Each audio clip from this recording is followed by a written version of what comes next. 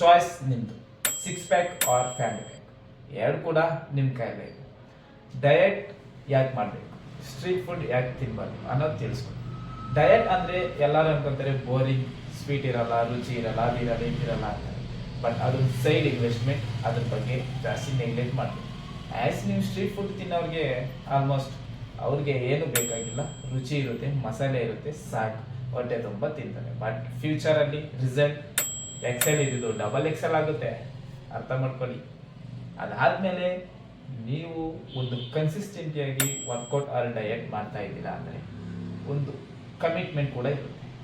ಆ ಕಮಿಟ್ಮೆಂಟಲ್ಲಿ ಡಯಟ್ ಮಾಡೋರು ಒಂದು ತಿನ್ಬೇಕು ಅನ್ನೋದ್ರಲ್ಲಿ ಅರ್ಧ ಇಲ್ಲ ಕಾಲು ಭಾಗ ತಿಂತಾರೆ. ಬಟ್ ನಮ್ಮ ಬೆಲ್ಲಿ ಫ್ಯಾಟ್ ಬರೋರಿಗೆ ಅದೆಲ್ಲ ಇಲ್ಲ, ಒಂದು ತಿನ್ನಬೇಕು ಅನ್ಸಿದ್ರೆ 2 ತಿಂತಾರೆ. ಸೊ ಯಾಕಂದರೆ ರಿಸಲ್ಟ್ ಅವ್ರಿಗೆ ಜಾಸ್ತಿ ಬೇಕಲ್ವ, ಬೇಗ ಬರಬೇಕು. ನೆಕ್ಸ್ಟ್, ಜಿಮ್ಗೆ ಹೋಗೋರು ಯಾವತ್ತು ಪ್ರೋಟೀನ್ ಇಷ್ಟು ತಿನ್ನಬೇಕು, ಕಾರ್ಬ್ಸ್ ಇಷ್ಟು ತಿನ್ನಬೇಕು ಅಂತ ಅವ್ರು ಲೆಕ್ಕ ಮಾಡ್ಕೊಂತ ತಿಂತಾರೆ. ನಮ್ಮ ಬೆಲ್ಲಿ ಫ್ಯಾಟ್ ಅವ್ರು ಆ ಥರ ಅಲ್ಲ. ಅವ್ರಿಗೆ ಆಯಿಲ್ ಜಾಸ್ತಿ ಇರಬೇಕು, ಆಯಿಲ್ ಬ್ಲಾಕ್ ಆಗಿರಬೇಕು, ಫುಲ್ ಬ್ಲ್ಯಾಕ್ ಆಗಿರಬೇಕು, ಅದನ್ನೇ ತಿನ್ನಬೇಕು, ಧೂಳು ಬಿದ್ದಿರಬೇಕು, ಅದನ್ನೇ ತಿನ್ನಬೇಕು, ಅದು ಮಾತ್ರ ಚೆನ್ನಾಗಿ. ಆ್ಯಸ್ ಒಂದು ರಿಮೆಂಬರ್ ಮಾಡ್ತೀನಿ, ಸ್ಟ್ರೀಟ್ ಫುಡ್ ತಿನ್ನಬೇಡಿ ಅಂತ ಹೇಳಲ್ಲ, ಬಟ್ ಲಿಮಿಟಲ್ಲಿರಲಿ.